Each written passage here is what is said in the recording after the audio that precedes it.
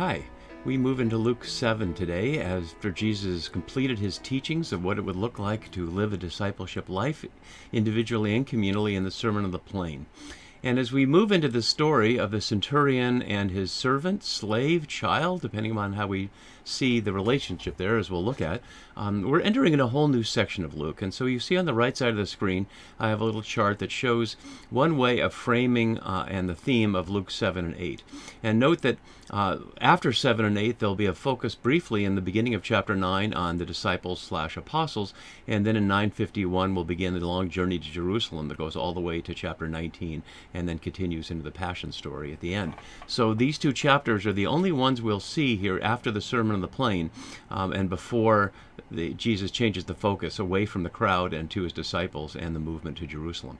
So as you can see there in the blue parts, it's framed widely for the beginning and at the end by two pairs of male-female stories that also involve a status contrast between the high-status male and the low-status female, the centurion in one case and the synagogue leader in the case at the end, the father of Jairus. And then also the use of the Greek word pious, which can be translated child or among other relationships that we'll explore. And so that seems to me to be clearly framing what's in the middle, which is a whole collection of forms of resistance to trusting Jesus and his way. I just want to go over this real briefly before we focus on the first story so we can see how the framing and the story we're looking at today is setting up what we're going to see throughout this unit. So we see in 7:18 to 35, perhaps surprisingly, John the Baptist question and response, "Are you really the one?" And we'll see Jesus testifying through John the Baptist's own disciples who were sent, or apostles we might say, especially in light of what we're going to look at in our scene today, of what Jesus has been doing. So the question of what kind of Messiah and whether this healing Jubilee proclaiming Messiah is acceptable in the face of the expectation of a Rome resisting military Messiah. Then we have a beautiful long scene at Simon the Pharisee's house with a woman of the city who comes in and anoints Jesus with her tears and kisses his feet and does all kinds of wonderfully intimate things there. And of course the Pharisee is scandalized by it, and there's the question there of welcoming sinners to the table. And then a uniquely Lucan part here, following that uniquely Lucan theme, and you can see that in the bracketed parts I have what scholars generally agree are the sources from the three options of what Luke's pulling from, either Mark, supposed Q, the source he has common with Matthew, and then his own material.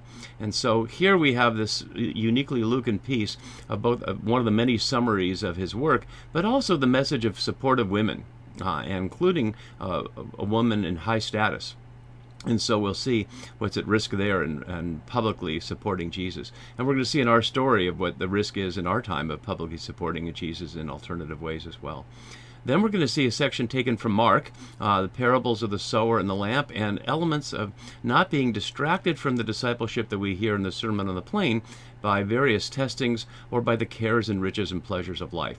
And that's not to put Luke's Jesus in a Platonic category where he's rejecting the pleasures of life, but to not be distracted by being anxious about all those things, of seeking those things, as we'll see when we get there. And then right after that is a brief scene that he also gets from Mark that challenges the norm about family, whether family is primarily constitutive of biology or of a faith commitment. And we'll see that Jesus, not surprisingly, prefers the faith commitment over the standard then and now understanding of family as a biological construct. And then he'll be with the disciples in the boat. We'll actually see the disciples for the first time in this whole section here, where they're crossing the lake in the face of a windstorm. And we'll see how that symbolizes, as Luke takes it from Mark, the fear of opposition which they face on the other side in the form of the Gerasenes, and the possession of the Gerasenes by legion, which of course is an expression of Rome. So we'll see both the fear of opposition to the Jesus movement amongst the disciples in the boat crossing the lake, but also fear of the Romans and the folks in Gerasa. And then after that, the section concludes with the paired stories of the healing of Jairus' daughter and the woman with the flow of blood who seeks Jesus' healing touch. So that's our big picture. And as we've noted, the male-female pair section that we see here and that we'll see here are part of the wider pattern we see throughout Luke. And only Luke really has this common structure of male-female pairs. And so that's going to take us to our immediate passage here, and I'm going to keep this up as we go through it verse by verse and bring up something as we do that's tragic but important to name, which is that when people in the scholarly world suggest a reading of the passage based on evidence and facts and history, but that might run contrary to some people's existing Christian doctrine, they can be shunned. In other words, Christians acting exactly the opposite of what Jesus throughout Luke would have them act as. So the tragedy that people in the name of Jesus doing exactly the opposite of what he says, but I suppose there's sadly nothing new or unique about that in this context. So let's jump right into our scene. After Jesus had finished all his sayings, and the word for finished here is really the word for fulfill, plereo, that we've seen a number of times. So he'd fulfilled his words, or literally having filled all the words of him. So he's completed all those words in the Sermon on the Plain in the hearing of the people. And note that that's focusing at the beginning with the great multitude of people, and there's no reference of disciples here. So this is a crowd of people who are following him, and we'll see that as we go. He entered Capernaum, and that ought to give us some pause about many things that we're going to have pause in this story that seems at one level straightforward, but is very subversive once we begin to look at it in more detail. So the last time we saw Capernaum was in 4:31, which you can see here, where Jesus went in there and exorcised a demon-possessed person. Let's go back and look at that just briefly. He went down to Capernaum, the city in Galilee, teaching on the Sabbath, and they were astounded. But in the synagogue there was a man who had the spirit of an unclean demon, and he cried out, "Let us alone! What have we to do with you, Jesus of Nazareth? Have you come to destroy us? I know who you are, the Holy One of God." And he silenced them. And the people are all amazed and ask, what kind of authority does Jesus have? And as many scholars have noted, a person possessed by a demon often is an expression of the communal reality of which he's a part. So in our individualistic culture, we could see just the one isolated person, like we can often see one person with anxiety or depression. But if you were to look at the family dynamics or the relational dynamics beyond family of a person with anxiety, depression, we'd see it's also a social reality, that it's a function of the messages and the responses that a person with such experiences has from those around them. And so we can easily say that the synagogue in Capernaum had been possessed by a demon. And as we'll see in a minute, it's the very synagogue that the elders, the Jewish elders, say that this centurion helped them build. And so already we're going to see something very suspicious. And that leads me to draw attention to the right side of the screen. So we'll go over that just briefly, and then we'll look at more detail. Because what I'm suggesting here is, throughout this story is a very subversive set of ways that people appeal to Jesus precisely on the grounds that Jesus rejects systematically throughout the gospel. And so we see that in the central section here on the basis of patron-client relationships, honor-shame perspectives, and hierarchical authority, as we'll go through. All of those are things that Jesus rejects, and yet that's exactly the appeals that are made in the story. So let's again go back to our story and look more closely. As Green notes below, the centurion is characterized from three perspectives: common knowledge, Luke the narrator, and the Jewish elders. And we note that this story is similar to the story in Matthew, but not that similar. Let's look at them together, and we can see how they're really not that in common, and we'll see why that matters. So the part that's in bold are the parts that are unique to each, in blue the Lucan parts, and in black the Matthew parts. And so the parts that really only have in common are they're in Capernaum, there's a centurion with somebody who's in need, and this part here about the not worthy to come under my roof and the claim to the appeal to hierarchical authority. Otherwise, it's very different. And so what we're going to be looking at here in all this part is unique to Luke. And so let's go back to that, keeping our dynamics of the scene before us. So one of the first things the scholar have to deal with is centurion. This is the first centurion, and we're going to see a centurion at the foot of the cross.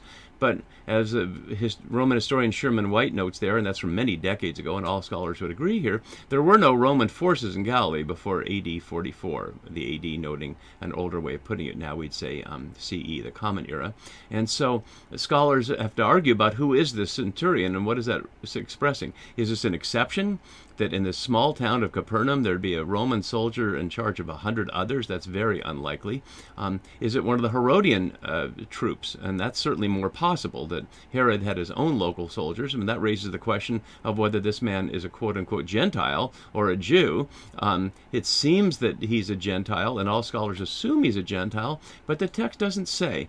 The fact that he will send some Judaios, Jewish, translated here, elders, suggests he's appealing to them on the basis of their Jewishness, or is he appealing to them on the basis of their elderhood? It's not clear. So we really don't know the ethnicity of the centurion, and it's really not an issue in the story, other than the fact that the elders refer to our people as somebody as different than the centurion. So there's that suggestion, but probably not a member of the Roman legion, as we hear at the end of the chapter 8, where the folks in Gerasa, not quite the end of chapter 8, but the folks in Gerasa understand they're possessed by something called legion.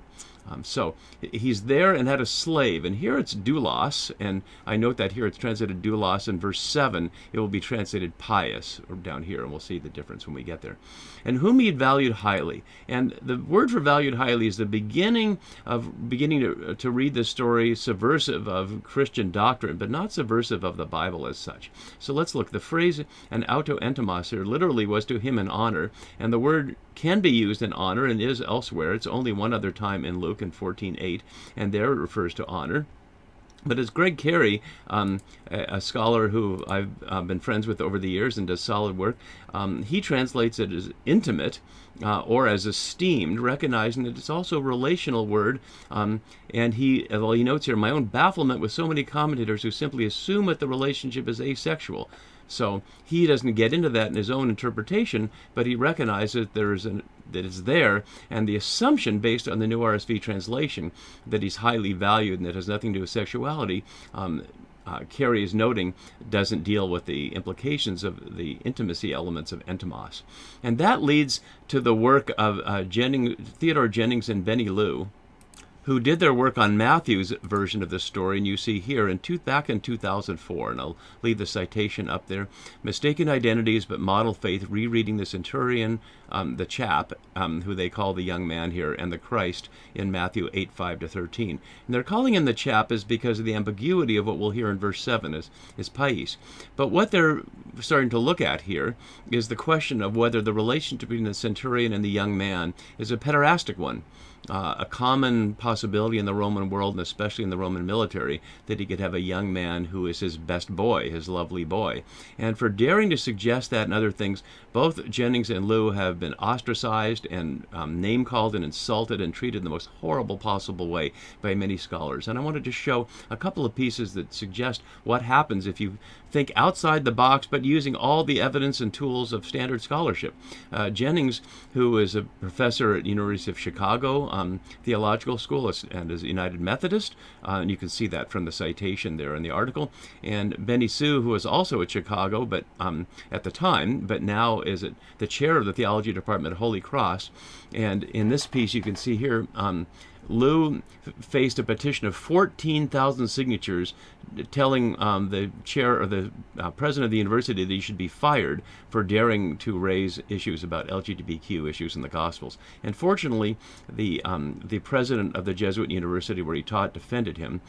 Sadly, Jennings' first book raising these questions was not reviewed, and he died quietly with almost no authority given to him.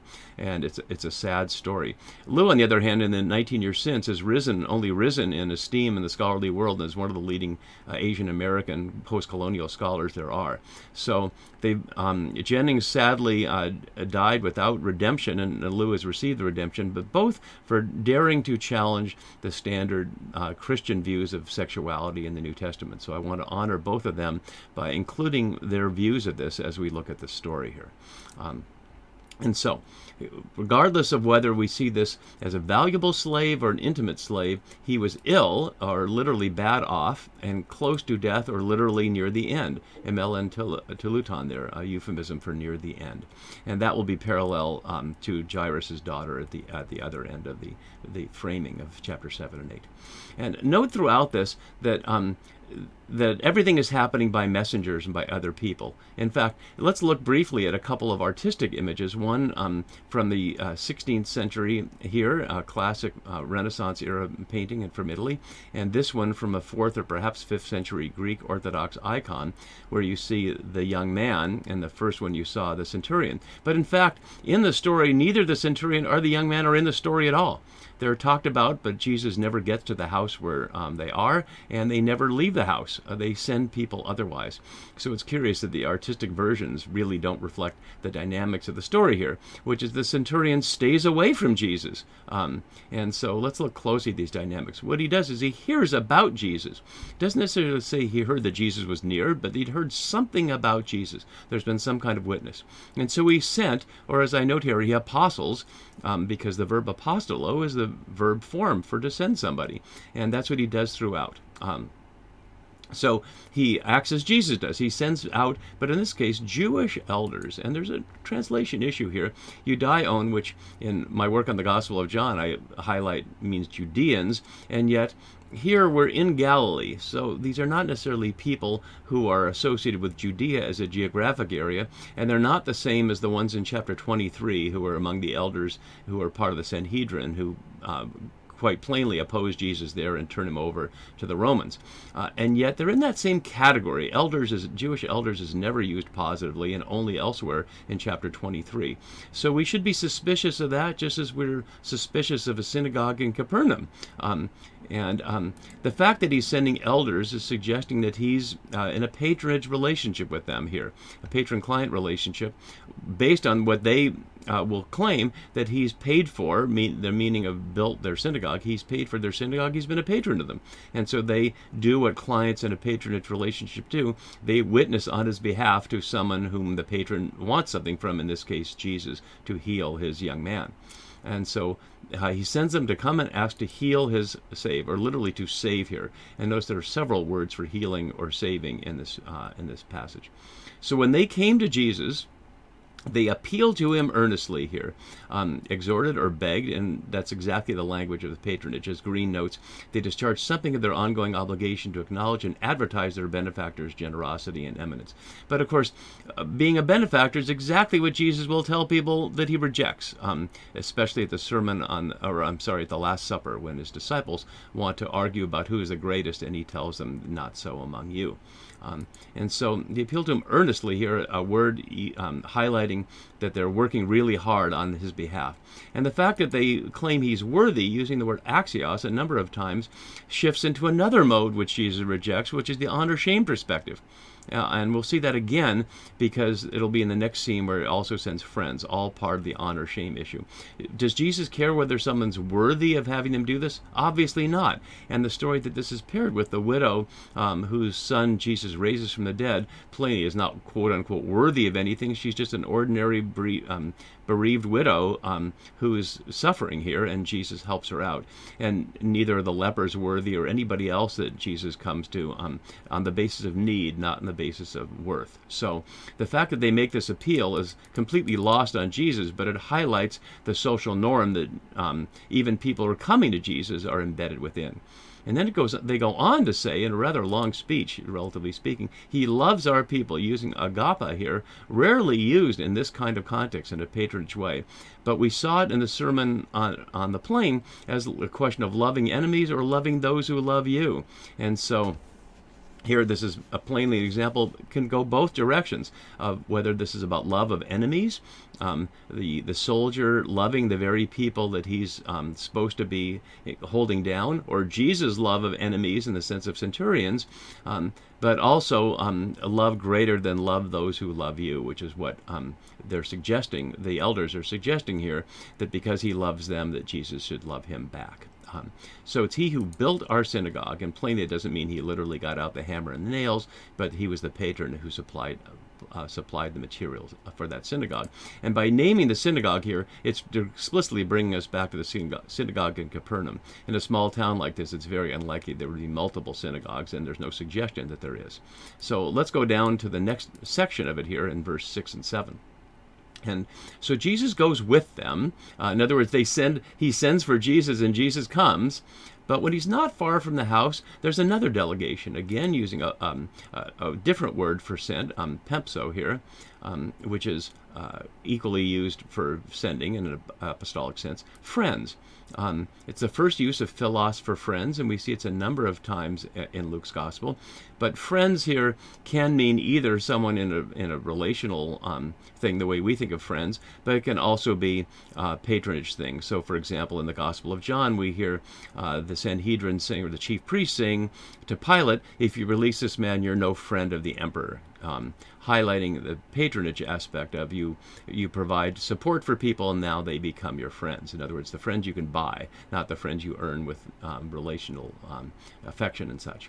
And they appeal to him as Lord, and then say, "Do not trouble yourself," using a rare word here, which original meaning was to flay, a violent word, but as Bovan notes, that meaning had fallen away by Jesus' time.